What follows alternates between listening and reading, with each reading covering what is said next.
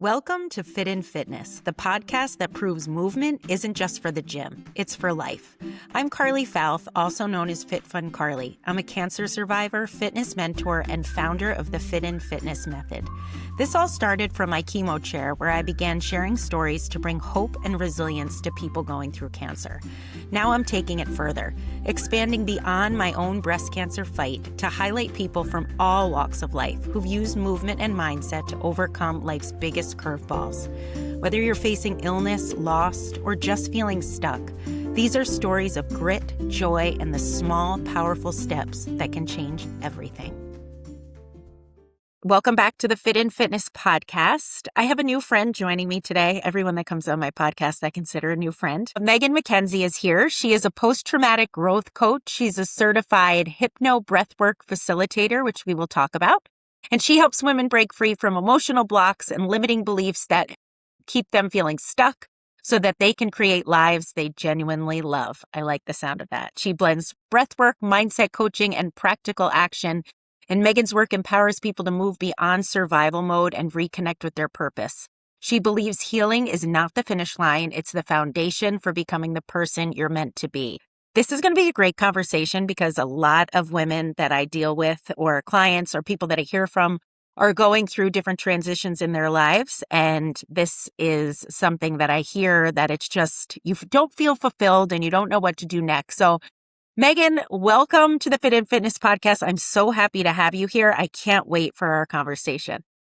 Carly, thank you for having me. I'm ready to dig in, and I'm curious to see where our conversation goes. Yeah, and I told Megan in an email before, I like to keep my podcast very conversational, so we never know. I have like a little roadmap that I give myself, but usually we don't stay on the path, which is my personality. So we'll get going, and our conversation may go in a completely different direction than I'm expecting. But I thought it would be really smart to start out with the basics. So I'd love to hear from you because you talk about a lot about what it means to stop surviving and start living. So what exactly do you mean by that? Yeah. So I like to think of like surviving and living into two different questions that we're asking ourselves. So if you're surviving your life, then you're probably waking up asking yourself, like, how do I get through the day? How am I going to get through the week? Right? It's a very nearsighted experience. And if you're living, then you're probably asking yourself, what can I create? Mm-hmm. Right? If I you're love that. creating, then that's growth. Yeah, I love, and you just said that you were creating some content. We were talking about the weather today and how a rainy day is perfect for creating. So I love that you're actually doing that. So you are living today instead of just surviving. I'd like to talk a little bit about, because I think you're younger than me. So you seem to know a lot about this. I'd love to know a little bit about, and I think our listeners would like to know a little bit about how you got, I don't know, I think of you as a very evolved person for being so young. It seems like you have a lot of life experience. How did you even come to this so early? Because like I said before, I think this usually hits later in life when you're going through big life transitions like perimenopause and menopause, which I talk a lot about. But how did you get into this so young? Yeah. Well, thank you for the compliment. I'm 37, if anybody's curious, but I was fortunate enough so my father passed away when I was 12 years old of suicide. And what ended up happening, I had a very pinnacle moment at that time. So I had this tragedy that I experienced really kind of like opened up my eyes to like the real world. But simultaneously, I was lucky enough to have a couple people step into my life at 12, where this woman came in and she taught me. At the time, it was like very unknown. It was like considered witchcraft, but today we call it Reiki. Reiki master. So Right. I know all about Reiki. It was a very different thing to get my hands on and to know about, that long ago. And so that opened up my world to different ways of thinking and being and all the different healing modalities, just having that influence during a tough time. And then my cousin stepped in too at that age, and he was much older than I am. And he was teaching me things about like Leonardo da Vinci and Shakespeare and black holes and sacred geometry, and really helping me learn how to ask deeper questions about life. So I've been on this like personal development train for, I don't know what, almost 25 plus years now. But I've had my own moments where even though like I've gathered all this information, I still hit rock bottom. My mother passed away of suicide as well when I was 21 and pregnant.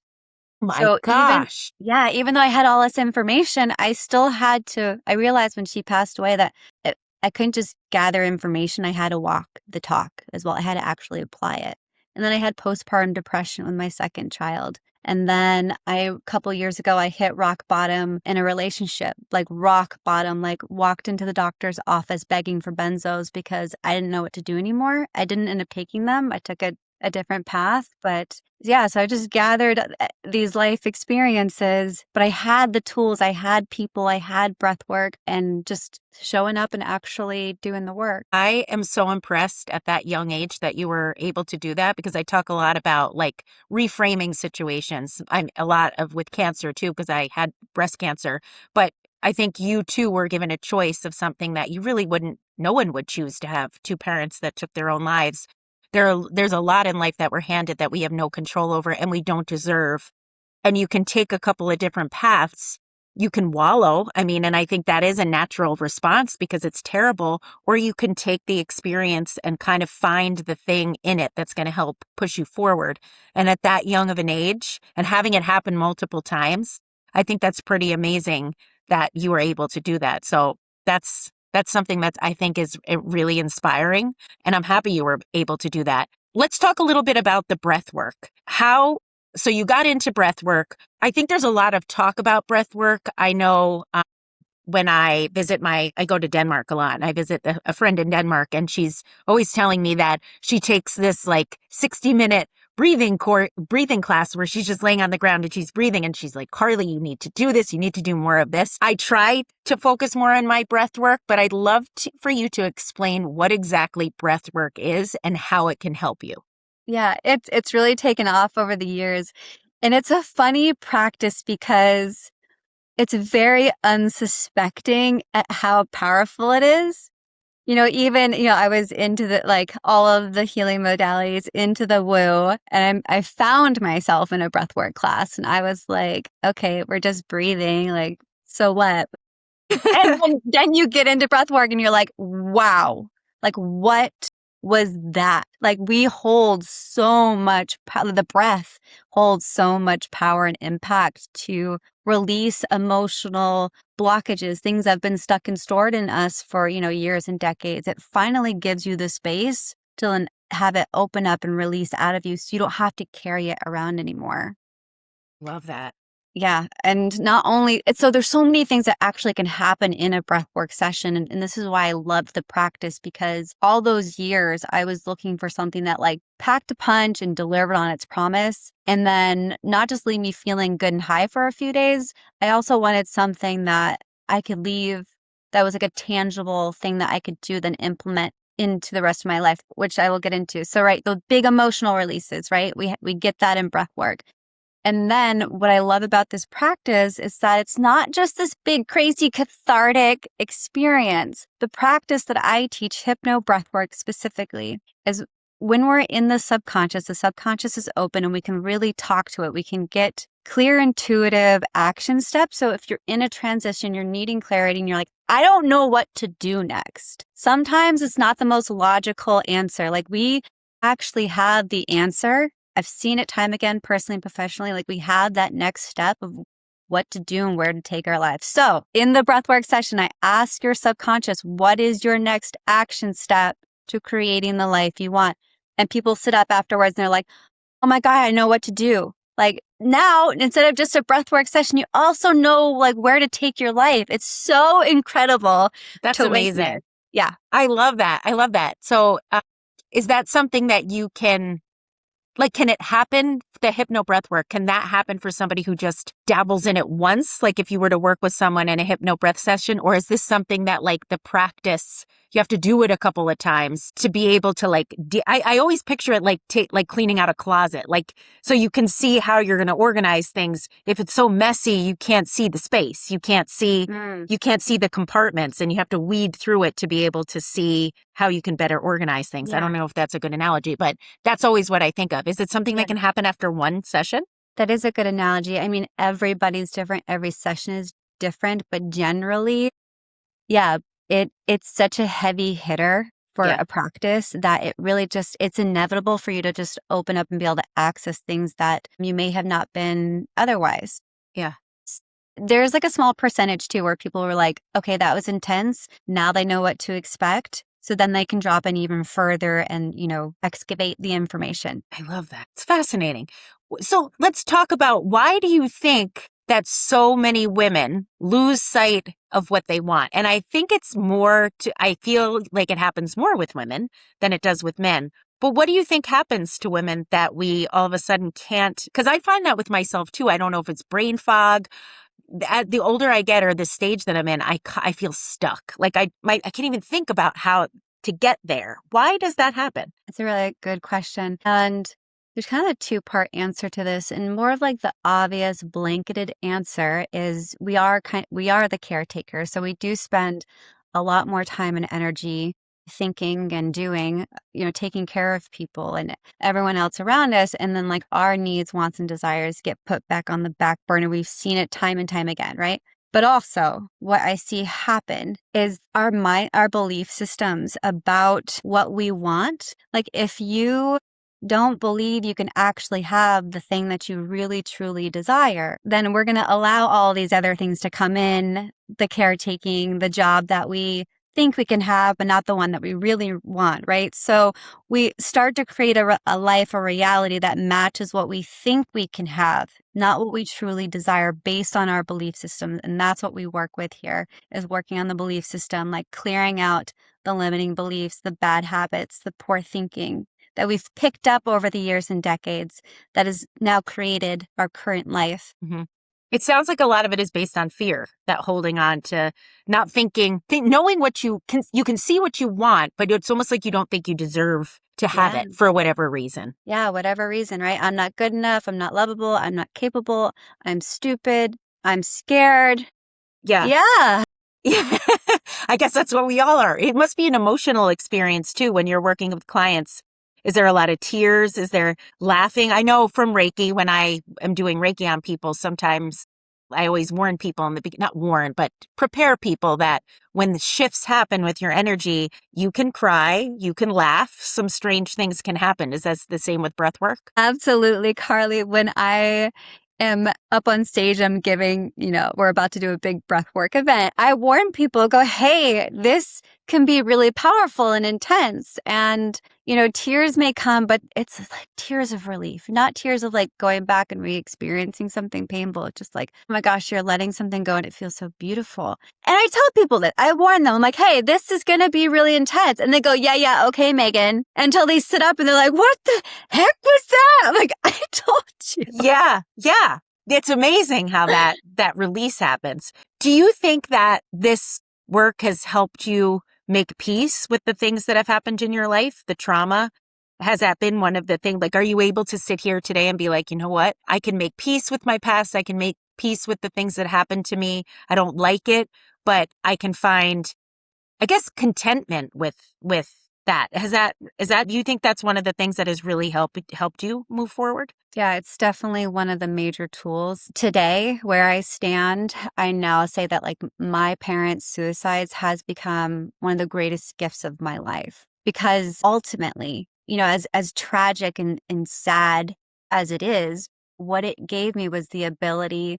It felt like a second chance at life. And I wouldn't have gotten that experience, or I wouldn't have feel that now without that experience. So breathwork is one of the tools that helped me properly process or fully process the pain and the trauma and the confusion, and come out the other side with like this gift for life now, that it's so much more rich. There's so much more depth and connection that I have now from the experience, but because I was able to fully process it with the right tools, the right people, the right questions. Yeah. It's interesting you say that, because I have the same exact feeling about cancer. Like no one wants cancer. Like I hate cancer. I hate that cancer exists. but I am grateful for the experience I had to go through, because coming out the other side, I'm grateful that I could come out the other side. It changed my life. I still have hard days. I still have a lot of work to do, but I feel like it created a version of myself that I don't think would have been possible if I hadn't had the chance to experience something, because I don't think you can fully see the light unless you're in a lot of darkness. I mean, if it's always kind of like gray, that light isn't going to be as beautiful. You almost have to go through something really hard to be able to see the brightness, that contrast. Yeah. Yeah. Yeah. It's beautiful. It really stretches people's capacity. Like if you've experienced something really hard, I feel like it stretches your capacity to also experience just such joy and beauty and love that you wouldn't have otherwise gotten. Like my work is also extracting those golden nuggets out Mm-hmm. of the hard things, right? That's post-traumatic growth. And that's the beauty, the gift that we can actually get from those things. I do hear a lot of stories about people going through cancer and them and their partner or their family actually are like, all right, we're ready. We're going to just live. We're just going to go all Yeah. in with life. And they have the most beautiful stories of just being so present and joyful. Yeah. Yeah. That's I like people who, I mean, I love hearing stories of people who are able to do that, because don't get me wrong, it's not easy. It's a lot of work, but it's there if you want it. So what do you think one misconception people, like, what is the biggest misconception people have about healing and personal growth? Because I find that a lot of people who I talk to, let's just use cancer as an example, can't seem to access the same type of experience that I was able to access. And it's almost like, well, you must have some special power, or maybe it's because you're a Reiki master. And I don't think that's true. So what is one misconception that you hear from people about that? I think it's the belief that maybe you do this practice or you have a big expansive experience and then like you're good. Like maybe you had a beautiful Reiki moment or it's just a beautiful aha moment or you put in the work and you're feeling good. Like it's a daily practice to show up every single day and create the life that you truly desire. I mean, you may hit higher levels, like base levels, right? But you got to show up every day Mm-hmm. to create it. And then what I see happen so often is people find something that works for them, right? The Reiki, the breath work, a mantra, whatever, meditation, journaling, and they start to feel good.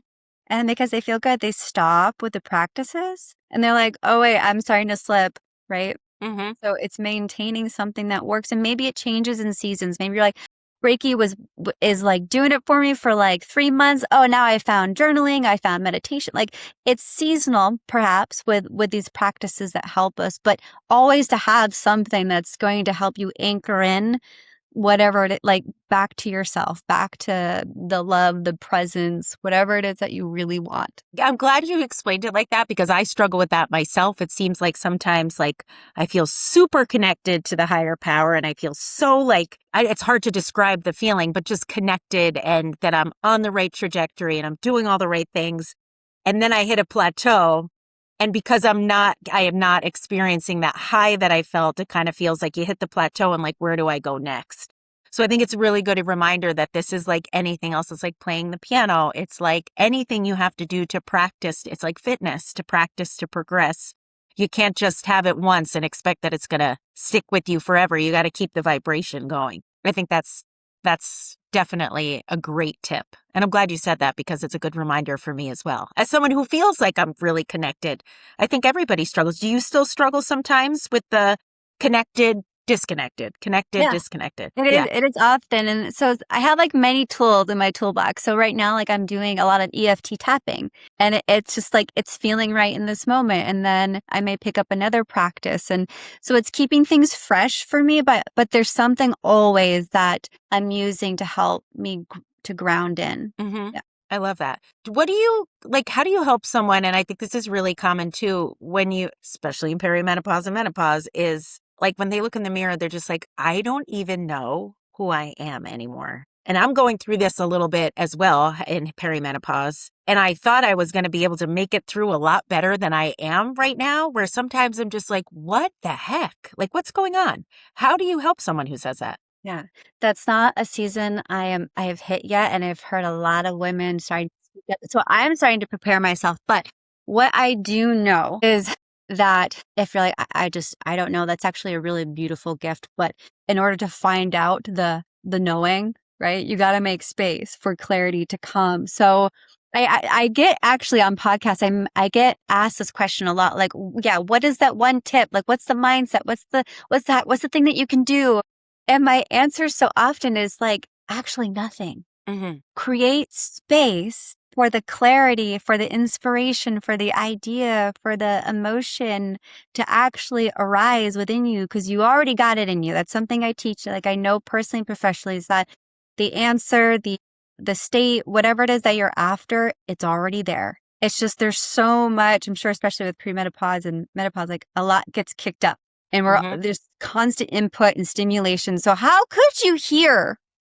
How do you know? How do you find yourself? How could you hear the answer or know thyself if there's just so much going on? So creating that space. I even talk about this even in meditation. We're busy now with, I mean, these mantras are ancient and they're needed for a reason, but still, we're still so busy. So I just led a meditation recently where I'm like, we're just coming back to posture. We're coming back to our senses.